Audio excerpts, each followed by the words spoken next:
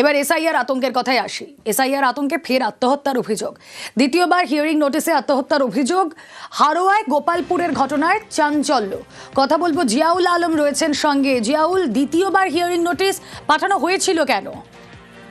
দেখো, প্রথমে 23 তারিখে হিয়ারিং এর নোটিশ আসে, কিন্তু ভয়ে আতঙ্কে তিনি হিয়ারিং সেন্টারে যাননি। ফলে 29 তারিখ আজ সকালে আবার হিয়ারিং এর নোটিশ আসে এবং আজকে শুনানির জন্য তাকে হাড়োয়া যে ব্লক অফিস, যেখানে হিয়ারিং সেন্টার, সেখানে যাওয়ার কথা ছিল। কিন্তু যে কাগজপত্র তিনি ঠিক মতন জোগাড় করতে পারেননি, যে সমস্ত হিয়ারিং এর কাগজপত্র দরকার সেই কাগজপত্র তিনি ডকুমেন্ট জোগাড় করতে পারেননি।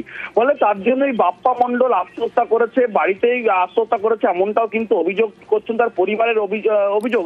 শুধু বাপ্পা মণ্ডল নয়, বাপ্পা মণ্ডলের মা রুনা বিবি, স্ত্রী সুমাইয়া বিবি এবং ইউসুফ মণ্ডল বাবা, এই চারজনের নামে কিন্তু হিয়ারিং এর নোটিশ আসে।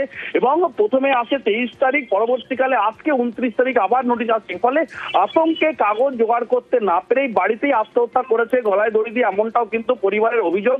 ফলে ইতিমধ্যেই ফলে আতঙ্ক তৈরি হয়েছে এলাকার মধ্যে। তার কারণ যেভাবে হিয়ারিং এ হয়রানি করা হচ্ছে, নতুন নতুন কাগজ চাওয়া হচ্ছে, একাধিকবার হিয়ারিং এ ডাকা হচ্ছে, ফলে এই আতঙ্কেই মৃত্যু হয়েছে, এমনটাও কিন্তু পরিবার অভিযোগ করেছেন।